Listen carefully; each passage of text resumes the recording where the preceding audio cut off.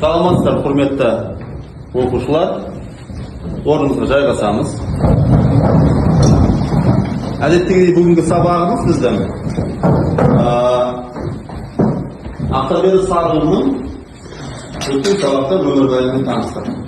Ал енді бүгінгі оның еңбегі күлдірді кісілерді. Бірінші біз неден бастаймыз? Серіктеу сәті. Бізде бірінші жырау тобының топ басшысы кім болады? Ал қазір біз бірімізге ыстық ықылас айтамыз, тілек айтамыз. Еліміздің, міне, мен саған тапсырамын, еліміздің нағыз патриоты бол. Ары қарай сен өзің жалғастыр. Мен бүгін жүрші тобына сәттілік пен және де бірлікті тілеймін. Және де мен жүрші тобына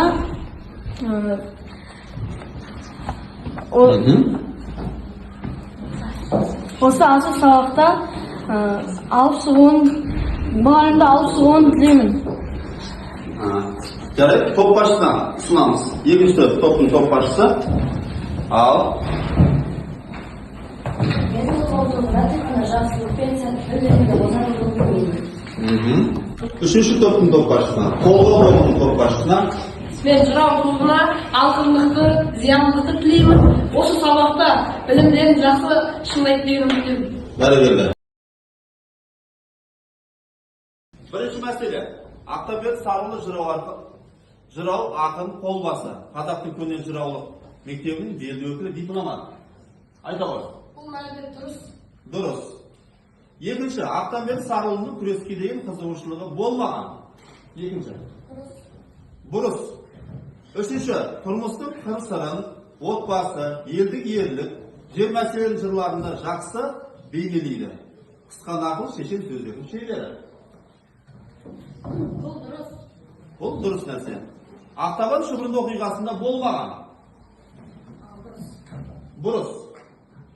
Ес білгеннен бастап 70 жыл бойы ат үстінен түспей, елі мен жерін қорғаған қас батыр, айтулы шешен, қабырғалы би, атақты жырау. Бұл дұрыс. Күмбір-күмбір кісінетіп, уақат бөгенбай, менімен ханым ойнаспа, жауға шаптым тубайлап, заманым менің тар болды деген толғаулары бар. Дұрыс. Ал енді дұрыс жауапта бір қарап шығады. Дұрыс деген? Жарайсыңдар. Келесі. Бірге ойлаймыз әдіс арқылы жүзеге асатын біздің толғаудың өз үзіндісі беріледі. Сол шумақта бір ғана нақыл сөзбен немесе тірек сөзбен жеткізу керек. Сол үзіндіге өз көзқарасын білдіреді. Мысалы, біздің жаңа сабағымыз. Қараңыздар. Майданды дабыл қақтырып, ерлердің жолын аштырып, атасы басқа қалмақты жұртынан шауып бостырып, түйедегі наршасын, әлпештеген қаншасын, атағына мінгізіп, тегін бір олжа қылар ма екеніңіз. Ал? Қандай? Батырлық дәлелдеп. Жаңа сабақта бейне баян арқылы тыңдайық. Thank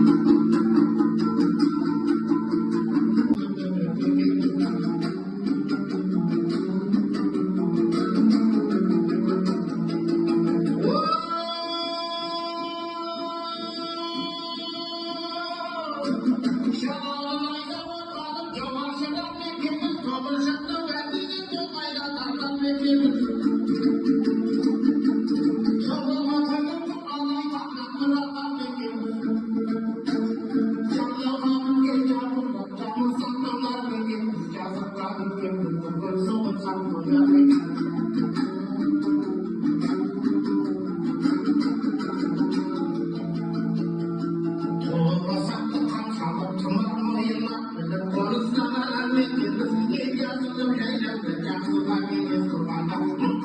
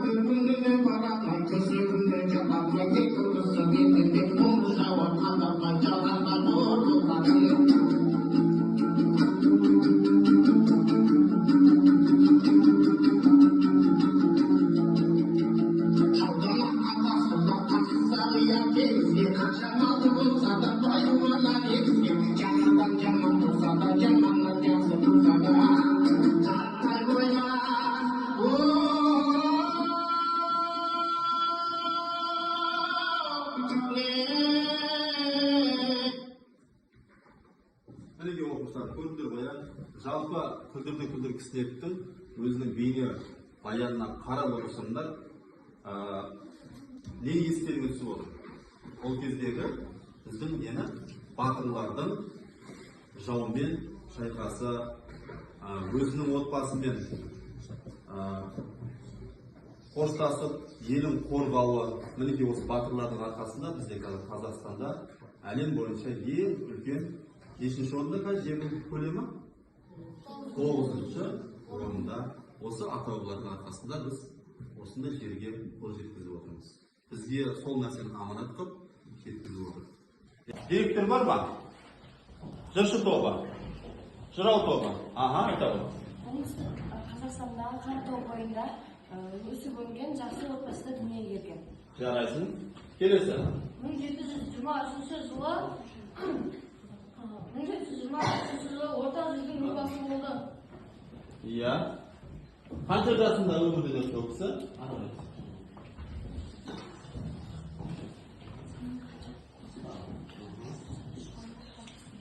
Қанша жасында өмірден өтті? Ал? 93 жасында. Мінекей қараңыздар, бірінші тапсырма бойынша жигсо әдісі, бірінші тапсырма қараңыздар, қолдаудың идеясы неде? Өздеріңе ұнаған үзіндіні жатқа мәндерді оқып, қолдаудағы оқиғаның ұлттық ерекшелігін баяндап беріңіздер. Ал бірінші тапсырма бойынша жаңағы бейне баянда көрдіңдер, біздің қазақтың батырларының ең басты идеясы өз халқын, жерін сақтап қалу. Мінекей бүгін қазір жигсо әдісі бойынша бірінші тапсырмада толғаудың идеясы неде? Өздеріңе ұнаған үзіндіні жатқа мәндерлеп оқып, толғаудағы оқиғаның ұлттық ерекшелігін баяндап беріңдер. Ал енді бұл жерде толғау тобынан Жарас, айта қойшы. Күлдір кісінен күлеңдеп өтемегенбіз, күдерден баптанып ақ тілекке киемегенбіз. Бұл жерде Ақтөбенің ұстанымы еркіндікті армандаған, және де бұл арманға біздің Қазақстан қазір жетіп отыр. Еркіндік, тәуелсіздік. Иә? Жарайсың. Ал жыршы тобынан Назерке. Өскеде кеңес тоқтатып, жақсылар үйде босқан. Кеңселер жүрсекке сап жүр. Қос-қосымен шаттанып, қиуадан ақыланатын, қияннан табан. Ерлерін сақтап, нөкерін дұшпанын кетті алатын. Бұл жерде аллитерация, және де аллитерация бұлар біздің шумағымызда 3-ші қатарда орналасқан. 3-ші қатарда орналасқан. Ал жырау тобынан Жарас. Өзім бір бөлек жайласам, жігіттен нөкер сайласам, ойпаң жерге 10 атау, қыран жерге 40 шатыр тігіп, қонағымды жайғасам. Бұл жерде Ақтанберді Сарлы өзінің қонақжай екенін көрсетеді, және де бұл өлең шумағының қыран жерге 40 шатыр тігіп, қонағымды жайғасам деген өлең шумағының тармақтары бізде аллитерация болып келеді. Ал енді осы Жарас, жырау тобы, жалпы 3 топқа бір сұрақ. Қазақта 30 күн ойын, 40 күн тойын жасады деген сөзге кім мысал келтіре алады? 30 күн ойын, 40 күн тойын жасады. Жарастың айтқанын той кетіп тұрған жоқ па? Наурызда мысалы бізде 30 күн киіз үй, яғни 30 киіз үй тігеміз. Дұрыс па? Біздің наурыз ұлттық неміз мерекеміз. Енді біздің не үшін айтып отырмын? Бұл басты идея, бұл күлдірді кісілерді. Біздің батырларымыздың дәл осы күнгі сендердің отырған тәуелсіз мемлекеттің ұрпағына не істеді? Армандады. Сол арманына жетті ма? Жетті. Яғни тәуелсіздігіміз қай жылы алдық? 1991 жылы тәуелсіздігіне қол жеткіздік. Ал енді сатылы кесте әдісі арқылы кесте бойынша әдеби шығарған сюжетті композициялық құрылысын талдау арқылы толғауды тұтастың бөлшекке талдаңыз дейді. Құрметті оқушылар, бізде қазір мінекей оқиғаның басталуы мен оқиғаның байланысы ретінде. Қазір бізде мінекей жазбаша жұмыс. Бірінші жырау тобы, екінші оқиғаның дамуы мен оқиғаның шиеленісуіне жыршы тобына беріліп отыр. Үшінші бізде оқиғаның шарықтау шегі, оқиғаның шешімі. Осы бойынша жұмыс жасаймыз. Ал енді қараңыздар. Өлең шумақтарын қараңыздар. Бірінші, 1 мен 2. Күлдірді күлдір кісінетіп, күреңді мінер мекенбіз. Жырау тобы. Бірінші шумақ өлең бойынша. Күлдір күлдір кісінетіп, күреңді мінер ме екенбіз. Күдеріден бау тағып, ақ кіреуге керме екенбіз. Бұл оқиғаның басталуы. Бұл жерде тақырыпты мен ақынның арманы деп қойдым. Ақынның арманы, жарайсың. Екінші шумақ бойынша. Жансая айтады. Ел жазылып жайлауда, жақсылар кеңес құрғанда, мұратымыз өрге шыншылып, бұрынды сөйлер мекенбіз. Бұл оқиғаның байланысы жақсылармен кеңесу деп тақырып қойды. Жақсылармен кеңесу, жарайсың. Аяулы сөйлейді. Садақтың оғын мол салып, бетбақтың 11 шөлінен төтелеп жүріп жол салып, қолда бір бастап мекенбіз. Оқиғаның дамуы, батырдың қол бастауы. Қол бастауы, жарайсың. Төртінші шумақ бойынша. Алия сөйлейді. Пышақтың малын кетпесе, қазаны оттан түспесе, ауылдан топыр үзілмес, ошақтың оты өшпесе. Оқиғаның шиеленісуі бұл жерде мамырай заманы. Мамырақай Заман. Заман. Жарайсың. Бесінші шумақ бойынша. Дәулет сөйлейді. Елден елді аралап, тектен текті саралап, белгілердің қызын айттырсам, нұсқасын байқап шамалап, сыңға толса сияға, әлбет шамның шырағы. Бұл жердегі оқиған шарықтау шегі тектілікті саралап. Қандай? Тектілікті саралап. Тектілікті саралап. Бұл жерде қараңыздар, үшінші тапсырма бойынша. Ұстазға хат әдіс арқылы жүзеге асады.